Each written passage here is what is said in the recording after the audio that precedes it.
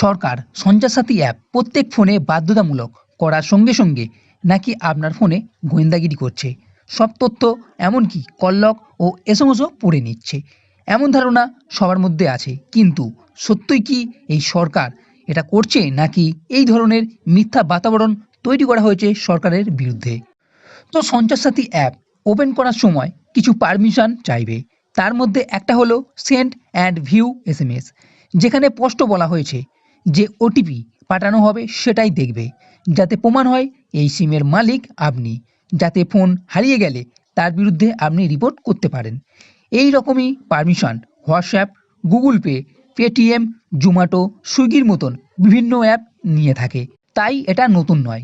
এই সঞ্চারসাথী অ্যাপ কোনোভাবেই আপনার পার্সোনাল ডেটা, কোনো প্রকার এসএমএস না তো দেখবে, না তো পড়তে পারবে বা চুরি করতে পারবে। দ্বিতীয়, make and manage phone calls, যাতে শুধুমাত্র আপনার ফোন নাম্বার, ইএমআই নাম্বারই দেখবে, যা অন্য অনেক অ্যাপ যেমন My Jio, Google Pay, Flipkart, Amazon, ফোনপের মতন এই পারমিশন নিয়ে থাকে। কিন্তু যেটা এই সঞ্চারসাথী অ্যাপ করবে না সেটা হলো কোনো প্রকার আপনার ফোন কল রেকর্ড, অডিও, কে আপনার সঙ্গে ফোনে কথা বলছে, এমনই কিছু কলের সঙ্গে সম্পর্কিত তথ্য এই অ্যাপ নেবে না। কারণ এই সবের জন্য মাইক্রোফোন অ্যাক্সেসের দরকার হয়, যা সঞ্চারসাথী অ্যাপ কখনোই চায় না। এবং যে ধারণা হয়েছে এই অ্যাপ হোয়াটসঅ্যাপ, ইনস্টাগ্রাম, সিগন্যালের মতন অ্যাপে নজরদারি করবে, তা সম্পূর্ণ ভুল।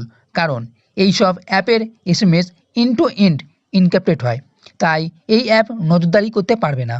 এবং আরও একটা ধারণা আছে এই অ্যাপ ম্যান্ডেটরি ডিলিট করা যাবে না, এটাও সম্পূর্ণ মিথ্যা। কারণ সঞ্চারসাথী অ্যাপ আপনি যখন ইচ্ছা ডিলিট করতে পারবেন, এই অ্যাপ ম্যান্ডেটরি নয়। তাই এখন নিশ্চয়ই আপনি বুঝতে পেরে গেছেন এই অ্যাপ নিয়ে যে সমস্ত ধারণা ছিল তা সম্পূর্ণ ভুল।